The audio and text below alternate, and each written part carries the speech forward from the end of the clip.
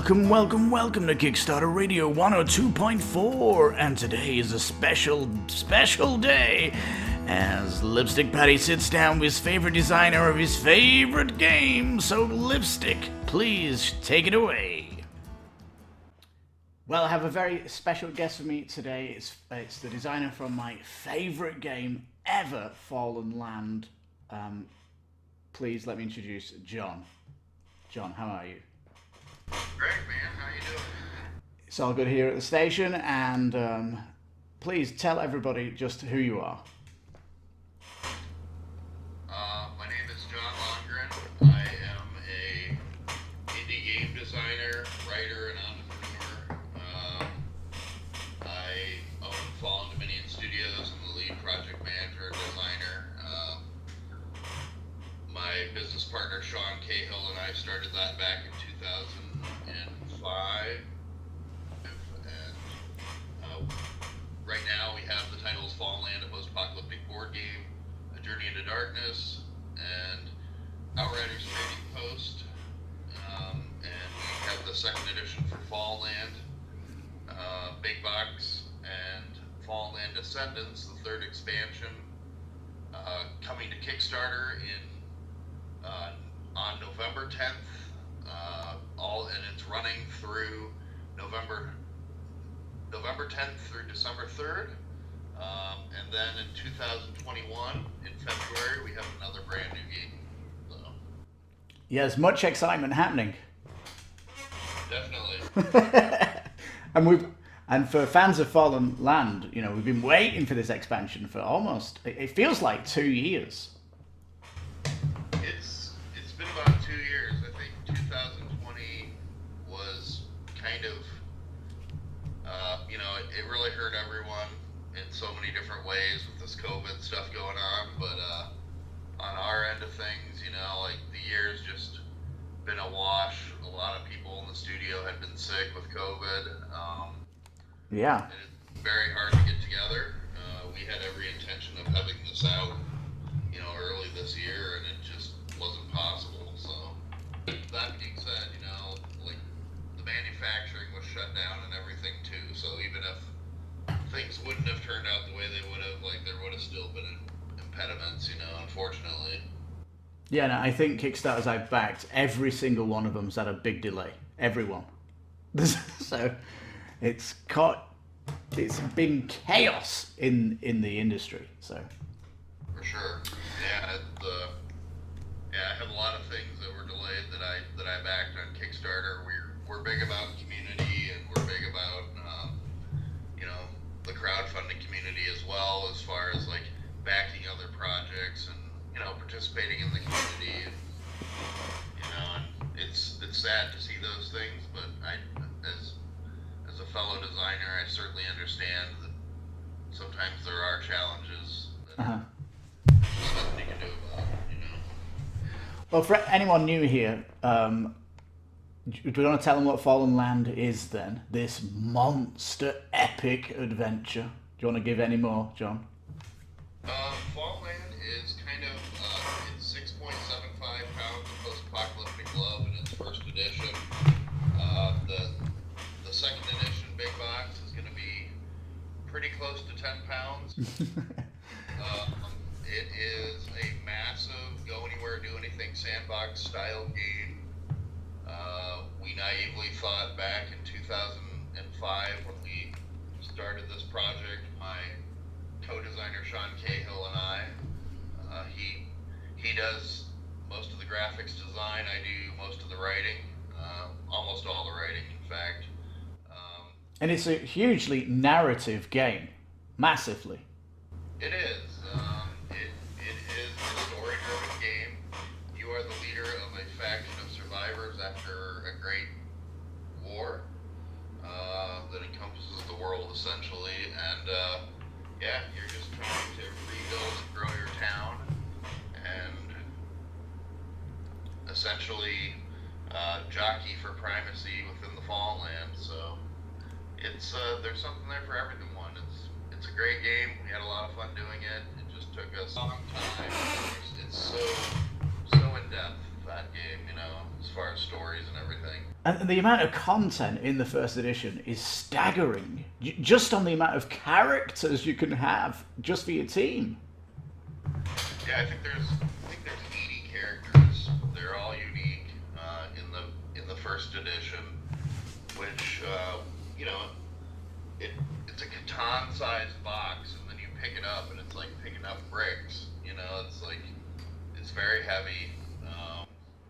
Yeah, and I've often said if you put a biscuit in the box and close it, it will survive in 10 years because it's airtight in the box. But yeah, you even run a town though, and with the expansion, which we'll talk about, you're really pushing that part. It's almost a character in itself, the town.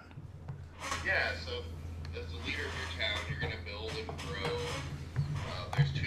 There's two victory tracks. The prestige victory track, which kind of represents how others view your leadership within the Fallen Lands, and then you have the town health victory track that goes around the other side of the map that is kind of like your prosperity of your town, how many citizens you have, and kind of as you build and grow, that'll get more. And there's multiple ways to kind of build and grow your town while you're having all these adventures, And when you're playing the game, the stories that come out of here, which I often find are funny, especially when it happens to your friend. Like there is some comedy around the table, but it's such an incredible experience, even solo. And when you play this game, you'll be thinking about what happened a week later. It's such a conversation piece. We hear that a lot, and it's always fun to hear because it's there's a lot of love that went into writing all that stuff, and I think there's 700 or 800 of my short stories in that game, and it's Yeah, and it's super well written, John. It really is very, very cool. It's so thematic, and it just oozes like coolness, that world. well, we really wanted to do something no one had really done before, and I think it's easy to say when you think about that genre, it's really easy to just think about one or two other titles, but people have to remember that this was primarily written in about 2005, 2006, and then it was a process of editing and so on and so forth. This game came out before a lot of titles. People don't really realize it. Essentially, as far as the core elements and all that stuff, and I think it's really unique, and I think that was kind of our intent, is to just create this unique animal that's an experience that's going to be different each and every time you play it, that basically had literally trillions of card combinations. You'll never do the same thing twice, and yeah, we get a lot of feedback that it's funny you say that, because I get a lot of feedback from people that say, yeah, we're thinking about our experience weeks later, and over and over again. So it's fun to hear, and we love it. We just love our fans. They're our number one priority. They always will be. So. And what's coming in the second edition, other than the big box, that's exciting? So, second edition, we'll have a whole bunch of really cool surprises for everyone. I think we submit the Kickstarter for approval on Wednesday or Thursday, I think. And then as soon as that is approved, then within that Fallen Land Community Hub, which is essentially a fan-created entity on Facebook, we're going to start doing like sneak peeks and allowing people to kind of look at the Kickstarter before we launch it, and we'll kind of try and tweak it from there if at all possible. And but it's just chock full of goodness, just like the first one. And the cool thing is that all the expansions will fit in it, and all the expansions in the future will also fit in it. So it's going to be everything in one convenient box. And is there going to be a new map, John? Yeah, there's going to be a new map. It does include Canada and Mexico. And that's going to be very exciting for a lot of people. Yeah, we're excited about it too. It's been quite the journey to get that map done, but it's really exciting, and I think it's going to bring a whole new element to the game. So. All right, very good. And what can you tell us about the expansion itself? So, Fallen Land Descendants is the third expansion in the Fallen Land post-apocalyptic board game series. It is essentially it's a very thick 14-inch card box. It's going to have thick cardboard dividers for the different decks of cards. It is going to have a bunch of new material in there. It's going to have chip trays and 3 chip trays in there, and 10 new factions and to play. And there's 10 in the original core set, and there's going to be 10 new factions. So there'll be 20 total factions that you can play in Fallen Land, and it's really going to expand the world. It's something we've been working on for quite a while. It's kind of our first delve into the engineering side of the game creators. Just really excited about it. The actual chips deck solution you've got, like, that's going to massively help setup, isn't it? Big time. Yeah, it's one of the really unique and cool aspects to it is it's going to reduce the footprint of the product, the game on the table itself by like 35% or something like that. And then it's also going to assist. It's going to take the setup and tear down and reduce it to like 7 minutes instead of like 20-25 minutes to set up the game. And that's a big deal in my opinion. And that's listening to our fans. That's these are the types of things that Yeah, you might have had a home brew this kind of stuff, but yeah, it's one of those things where you really want to listen to your fans and try and give them what they want, and this is what people wanted, and this is what we did. So I've got a question about the card holder though, because the Fallen Land box is, like I've said, it's tight as a drum. It's like, I dare you to sleeve this and see if it fits kind of box. But So I think, according to my research and like talking to other members of the community and doing research and also talking to other creators and so on and so forth, the hard facts are that, to the best of my ability, is that the sleevers within the board gaming community make up about 15% of all gamers. They sleeve their cards and so on and so forth. And so what that does essentially, especially if you use like those thick sleeves, like it basically doubles the size of the amount of cards. And as you know, Fallen Lands is it's just a massive amount of cards. I think the second edition is going to have 770 cards in it. yeah, because I think like Tainted Grail, that has like a similar amount of cards, and they have like an epic ton to sleeve in that game. It's like, it would take hours just to do that. So obviously, when you double the size of the cards, they're not all going to fit in that Descendants box. So we have an option for card sleevers where they can get a second empty Descendants box so that they both the boxes will be filled with the cards after they're sleeved. And so there is an option there. It's a very cost-effective, cheap option for the 15% of the board gaming community that sleeves their cards. So we've tried to think of everything, and you know, if we promise people something, you can take it to the bank that we'll make good on that, you know. I'm not so much a sleever for protecting my cards. I'm about sleeving them because it makes it look sexier on the table. That's why I do it, John. And most of my favorite games are sleeved just because of that. I never thought of it like that. That's interesting. So the big box is very exciting just so I can sleeve the game that I love, John. It's very exciting. I think last Bill Pitcher, who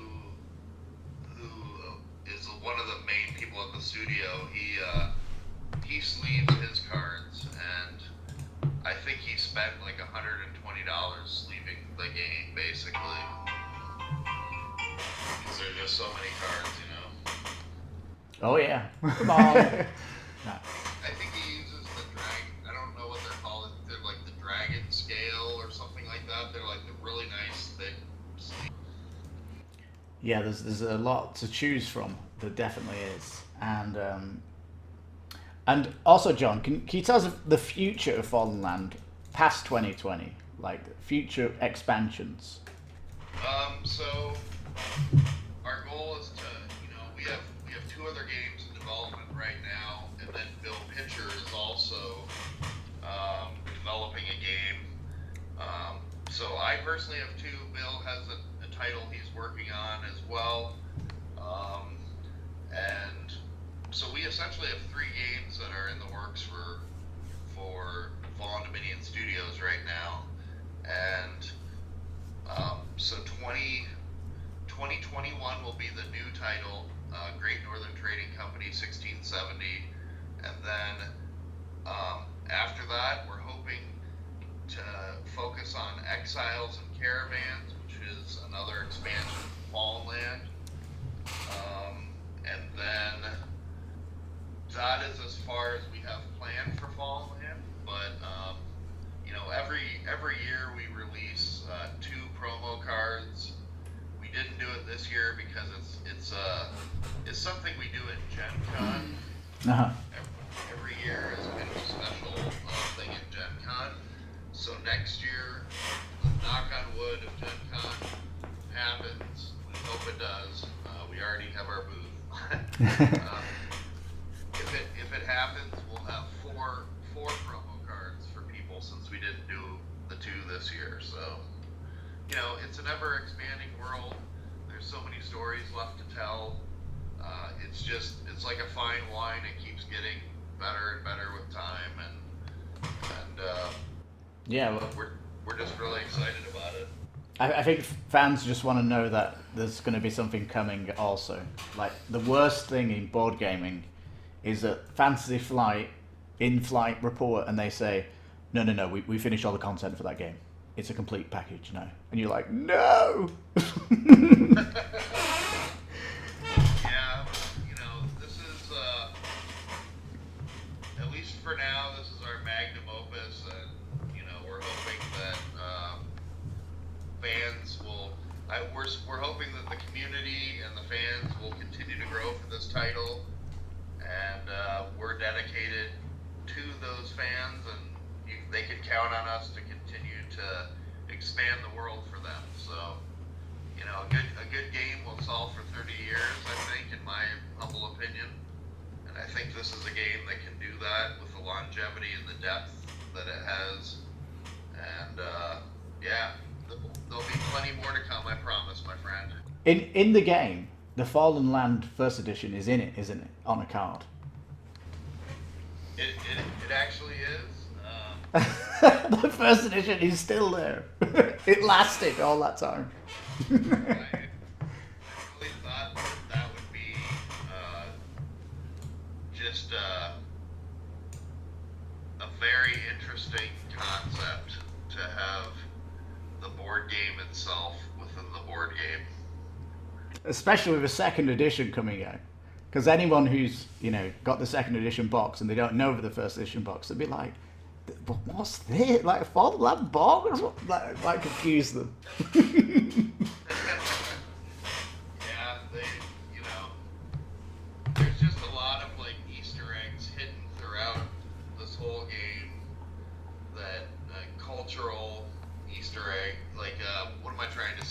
the pop culture in there, yeah. Yeah. And it's really fun to see people discover them, you know. And when the second edition comes out for the Kickstarters, that will have the solo in it from the beginning, correct? Yeah, it will. It will have the Outriders Trading Post and A Journey into Darkness, as well as a bunch of new content. So yeah, it's a great time, I'll say, for anybody who does not play this game to jump in. So please keep an eye on this. I'll put all the links below, John, for people to go and visit places to to find more information. And just tell us again, John, when's the Kickstarter start? Well, first and foremost, you can follow us on Facebook at Fallen Dominion Studios LLC. You can find us on the web at www.fallendominionstudios.com. There's a lot of awesomeness there. The new Kickstarter for Fallen Land, a post-apocalyptic board game, second edition big box, and Fallen Land Descendants, the third expansion. It goes to Kickstarter on November 10th, and it runs through December 3rd. And we're just really excited about it. There's a lot of great stuff there, and a lot of great stretch goals will be revealed throughout the course of this. I think right now we're leaning towards revealing a new stretch goal every day automatically to draw people back, to keep up the hype and get people excited. And then there'll also be other stretch goals that are unlocked. But every day something new will be revealed, and we're just really excited to bring all this to you folks. And we couldn't do what we do without the fans and the people that believe in us and that support us, and we appreciate it more than they know. It sounds so cool, John, and it's my biggest Kickstarter of the year is Fallen Land. This Kickstarter, I can't wait for it, John. I really can't. So anticipation level through the roof. Well, we appreciate it, man. That means a lot, and we won't let you down. I promise. Well, if you keep up this standard you've been pumping out, it's and everything's looking amazing that you've shown me, John. So yeah, I think everyone will be super pleased when they see it. So it's really exciting. I love the new box. The new box art especially is fantastic, isn't it? It's really, really good. Aaron Riley did that box art, and he's done a bunch of stuff for Magic the Gathering, Star Wars, you name it. He's the man. He lives here in Iowa City as well. So.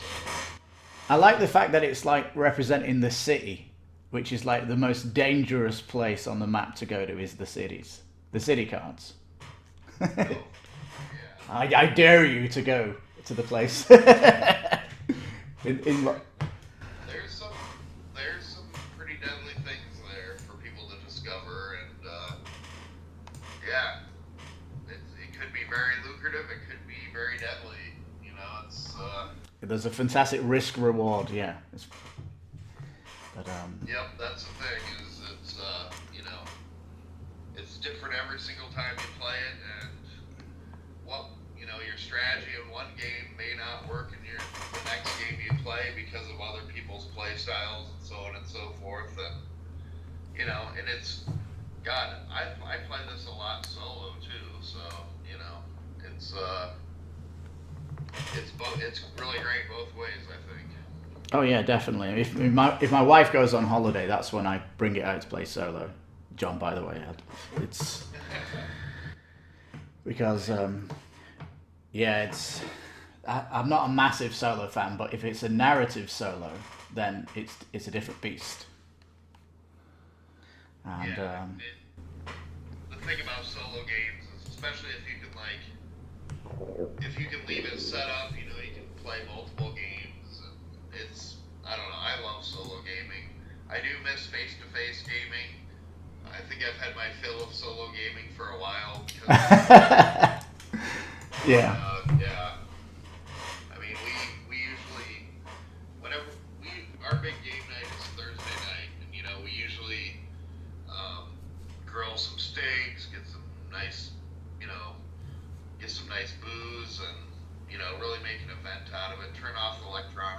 night, you know, and just good times, man. I miss my friends. I'm sure everyone does during this thing, you know. Yeah, I don't think it'll be much longer until everyone's going to talk about this year in the future. Like, oh, it weren't as bad as 2020. You don't know what lonely is. That's hilarious. Yeah, I think that it's just been an odd year, you know. Like I don't know where the time went, man. Yeah, it's been a cookie year, as I call it. But yeah, Jon. Well, thank you so much for letting us know all about this upcoming Kickstarter, and we're not finishing it on the video yet, Jon, because we've been watching The Mandalorian. Oh God, yeah, that just I'm embarrassed to say I have seen it 4 times. 3 of those times were on Friday, and then my buddy told me about an Easter egg, so I had to go back and find it. Oh, what was this Easter egg, Jon? Can you? I'm kind of embarrassed to say, but I'll tell you, I stopped watching it after he drove off on his speeder. And for those of you who have not seen it, I recommend you stop now. There's a spoiler alert. Stop it right now. Do not continue on, because I'm about to have some spoilers here. But I think I walked away to have a cigarette or get another cup of coffee each time after he drove off on the speeder. And right at the very end, it's either Boba Fett or Rex. You know, I think it's Boba Fett personally because I don't know. I'm a huge Star Wars nerd. Well, apparently the actor that played the guy at the end of the episode is. He played Jango Fett in episodes 1, 2, and 3, and yeah. So he may have given up his armor and retired. I don't know if that's allowed for Mandalorian. It's interesting. He could have perhaps not have given it up on purpose, or maybe it was stolen from him too. Who knows? There's a lot of storylines that could come out of that.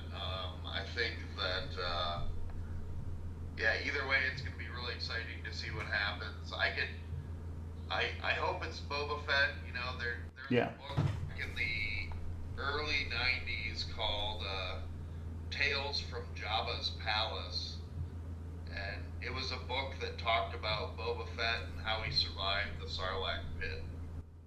And it has his insignia on the armor as well. Yeah, that's his armor for sure. It has the dent in the helmet. Without a doubt, that is Boba Fett's armor, period. There's no question about that. I find it weird though that on the armor there's that kind of red LED, like it's an electronic armor that he has. It's Mandalorian armor. It's really technical. Like if you during the Mandalorian season 1, you know, like there's all these like buttons that help control his ship and do a lot of things, and they're all on the armor, you know. So I think that it's potentially realistic depending on the power source and stuff, you know. But I don't know. I just think it's awesome. Everyone else as a child was running around playing Jedis, you know, as a kid, and I was always running around as Boba Fett, you know. That was my thing as a kid. So. Well, I can't wait for next Friday, Jon, to see what happens. I hope that whoever it is meets him at the spaceport or something, catches up with him before he leaves the planet. There has to be... That would be pretty cool, yeah. I mean, I just can't wait till Friday, too. I'm very frustrated that it's, it's 5 days away, so... I'm curious. I'm curious though, if Boba Fett turns up and says, "That's my armor you've got there. I'd like it back. I'm coming back into service. Like I can't retire as a Mando, but I need my armor." Well, I think that Mandalorian Mandalorian Creed says essentially that, you know, if a Mandalorian falls in battle, the armor is returned to their family or their descendants. So technically, I think he would, according to the Mandalorian Creed, he would have to give it back to him if he requested it. And maybe, you know, Boba Fett did change.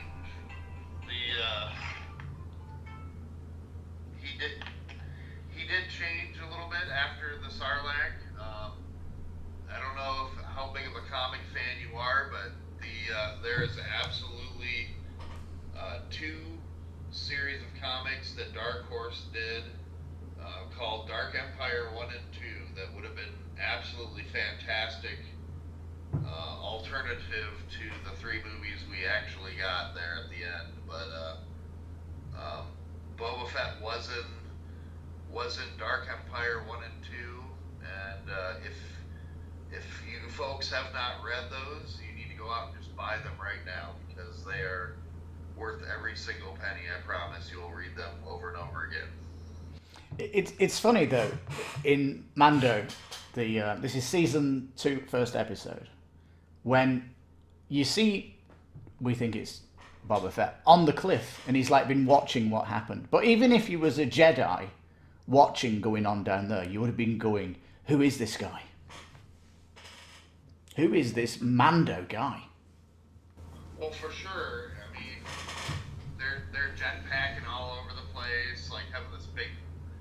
I mean, as far as I can tell, there's no television in the Star Wars universe. At least it hasn't been shown. So, like. But if the Jedi can feel like something's changing in the world, I mean, that was a nice change for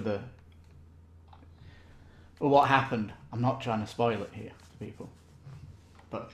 Yeah, I mean, I don't think you can get any better entertainment than live entertainment, you know, than a bunch of sand people and townsfolk and 2 Mandalorians trying to slay a Cryrat dragon. Like, that would be entertaining to watch from far away, as long as you had those fancy Star Wars binoculars, you know. All right, John, thank you so much for the video. It's been my honor to bring you on as my guest. And is there anything you'd like to say before you go? Follow us on the web, www.fallendominionstudios.com. The new Kickstarter is November 10th through December 3rd for Fallenland post-apocalyptic board game, 2nd edition big box, and Fallenland Descendants. We have so many more titles in the works.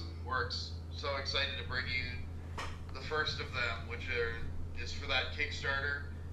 James, thank you so much for having me on your show, and thank you for the opportunity. It's been a pleasure talking to you. My pleasure too, John. You take care and stay safe. Bye-bye. Take care.